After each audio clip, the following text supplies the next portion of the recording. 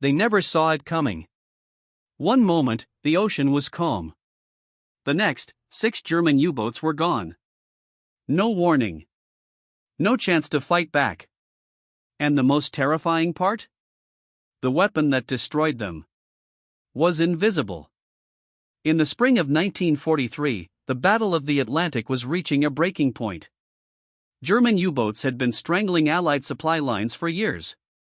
One convoy sunk could mean thousands of soldiers without food, without fuel, without ammunition. Britain was running out of time. And America was just beginning to understand how deadly this war at sea really was. The Atlantic was huge, dark, unforgiving. And beneath its surface, U-boat commanders felt like kings. They could strike without warning, disappear into the depths, and vanish before anyone even knew they were there. But in April 1943, something changed. Convoys started surviving. U-boats started disappearing. German commanders reported something impossible.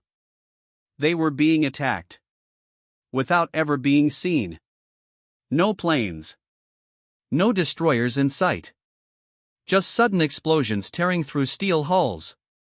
The crews were confused, terrified. Some believed it was bad luck. Others whispered about new Allied tricks. But the truth was far worse. The Allies had learned how to see the unseen. For years, sonar had been the main tool to hunt submarines. It worked by sound. But U-boats learned how to evade it. They slowed down. They hugged the ocean floor. They went silent. So Allied scientists looked for another way. Instead of listening, they decided to feel. It was called magnetic anomaly detection. MAD. A system that could sense tiny disturbances in Earth's magnetic field. Disturbances caused by massive steel submarines hiding below. The ocean could lie. The darkness could hide. But the planet itself could not. Mounted on patrol aircraft, MAD didn't reveal images. It didn't show shapes. It only gave a sudden, sharp signal. A spike. For the crew, that spike meant only one thing. A U-boat was directly beneath them. And the Germans had no idea this technology even existed.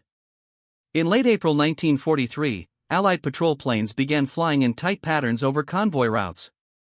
From above, everything looked normal. Just endless waves. But inside the aircraft, tension was unbearable. Eyes locked on instruments. Hands hovering over depth charge controls. Then it happened. The needle jumped. No warning. No visual confirmation. Just trust. The pilot gave the order. Depth charges fell into the sea. Seconds later, the ocean erupted. Shockwaves crushed steel hulls like paper. Lights went out. Pressure tore through compartments. Inside the U-boats, men barely had time to react. Some were killed instantly. Others drowned in darkness and panic. No chance to surface. No distress calls. 6 U-boats were destroyed in just 1 week. Entire crews vanished without ever knowing what hit them. German Naval Command was stunned. Reports made no sense. There were no enemy ships nearby. No radar contact. No warning signs. U-boat commanders began to feel hunted. Not chased. Hunted. They changed tactics. They dove deeper. They stayed submerged longer. But it didn't matter. The invisible weapon didn't care about silence. Or darkness. Or depth. Every submarine carried its own death sentence. Its steel body.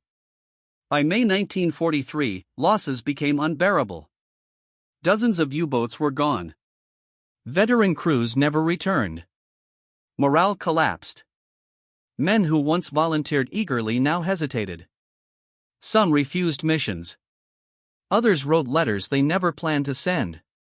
The Atlantic had turned against them. And the Allies finally had the upper hand. Not because of bigger ships or more guns, but because of a quiet signal. A small spike on a screen. A moment that meant life for one side and death for the other. The ocean still looked empty. Still calm. Still silent. But from that moment on, every U-boat commander knew the truth. You could hide from men. You could hide from machines. But you could never hide from the Earth itself.